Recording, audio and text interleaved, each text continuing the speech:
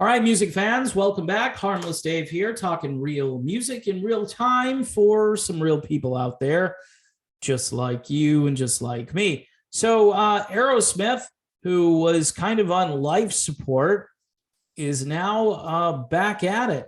They have announced that they will be doing a residency in Las Vegas, which quite a number of shows, not consistent shows, meaning that there'll be large breaks in between their so-called residency, which will have dates in June, July, September, October, November, and December.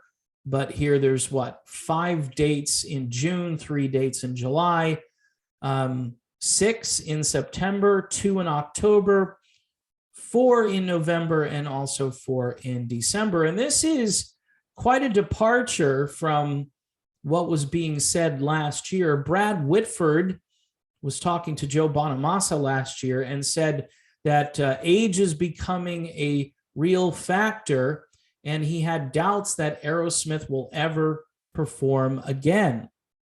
So this is really telling stuff here.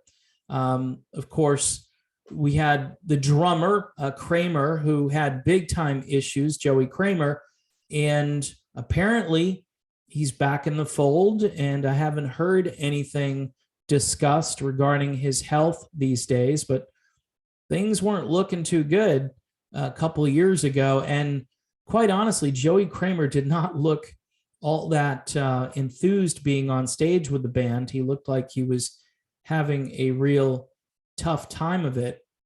Brad Whitford said in this interview with Bonamassa that they tried to plan a tour last year, and then now we're talking about next year. Now, this is in the midst of, the lockdowns and the cancellations.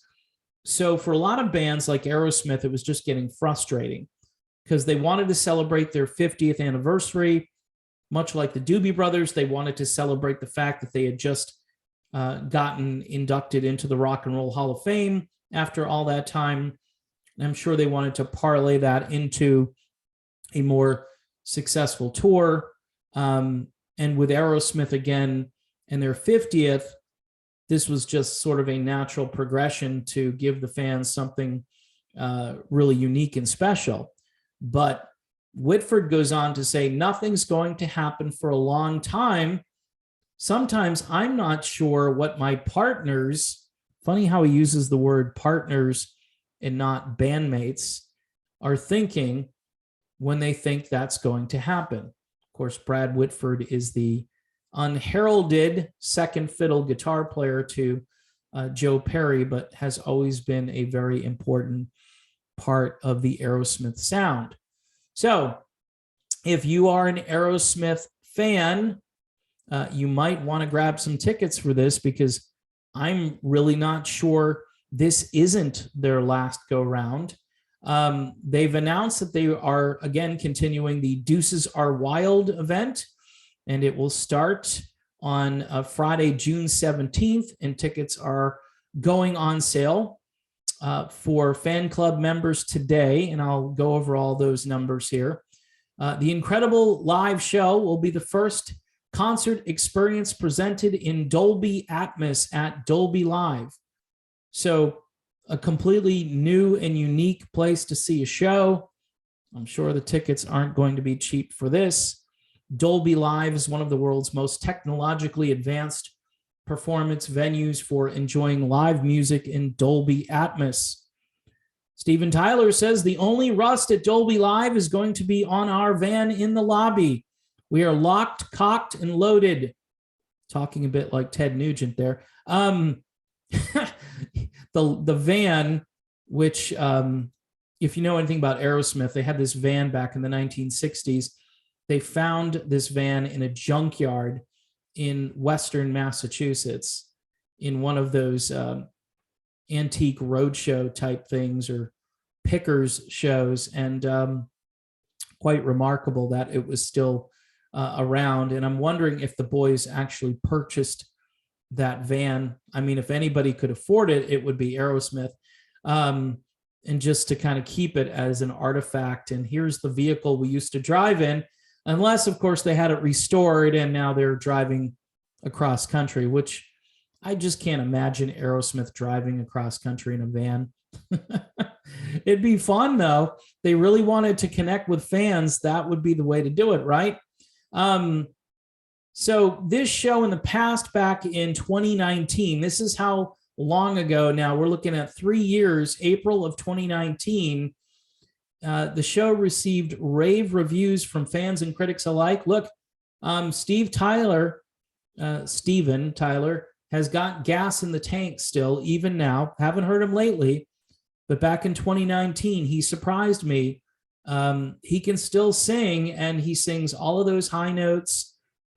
His voice, which has always been a very interesting voice, has survived the years fairly intact. When they sing an old classic, it sounds like the old classic, pretty much in the same key and the same arrangements, and still the crazy onstage antics between himself and Joe Perry. But the show was considered a fiery spectacle, deep cuts and hits. So they're not making fun of the deep cuts. They're not telling Aerosmith to get to, I would say Dream On is their signature song, but some people now consider I Don't Want to Miss a Thing as their signature song. I'm going to go with Dream On. Okay, I like them both, but I'm going to go with Dream On.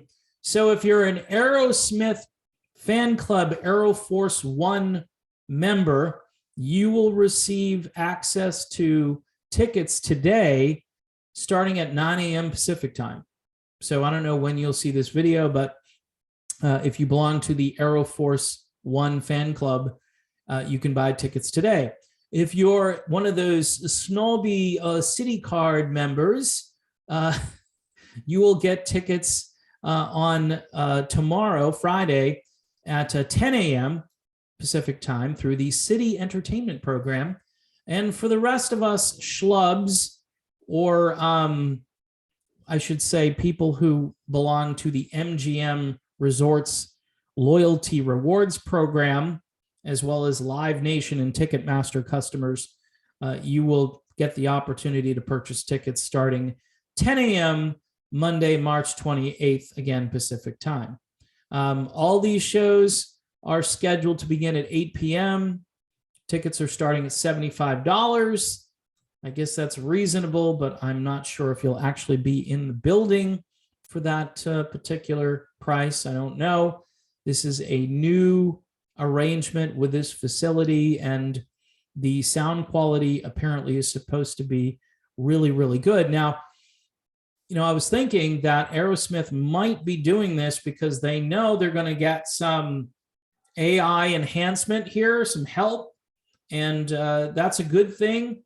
Worrying about Joey Kramer on drums, or, Steven Tyler being a little too crazy out there, they might have some help. And based on what Brad Whitford said last year, they might need the help. But for you fans, I'm thinking this is a great opportunity to go see Aerosmith. I mean, I'm not going to Vegas or anything, but if they were actually going to do a tour, which, again, this Vegas residency is much easier on the band, and then there's 2 or 3 days in between gigs, the 17th of June, the 20th of June, the 23rd of June. So they have a couple of days to recover. And that includes Joey Kramer. Look, I'm not bashing on Joey. It's just that I didn't think he was going to continue with this band, and hopefully he's doing okay. And the rest of the guys are doing well. So again, Aerosmith, they were on life support, but now they're back. And, Boston's Bad Boys, really important band in the history of rock, and their catalog is spectacular. From the very beginning, and even to some of their more obscure moments, they are just a tremendous band, and had a few, weak links along the way. Wasn't too crazy about Night in the Ruts, if you remember that album. But even on that, there were a couple of good songs, and you could find a decent, loud rock and roll song on almost every Aerosmith record ever made. So anyway, yeah, I like him, and I would go see him if I had the chance. But I've never, believe it or not, I've actually run into both Steven Tyler and Joe Perry, and I think Brad Whitford um, at various times in my life, but I have never seen them perform live. Which, again, being from Boston, is just really stupid. I wasn't living in Boston, but I was close to Boston, and yeah, so that's one of the bucket list items I still have, but I'm probably not heading to Vegas. So, in any event, thanks for watching. Don't forget to subscribe to the channel, hit the bell for notifications. Patreon, $1 a month. That's all I ask if you can help me out. And my other channel, which is political only, it's political stuff, and it's kind of hardcore. It's not for everybody, but you can link to that on the banner of this channel. And again, thanks for watching, and I will see you soon.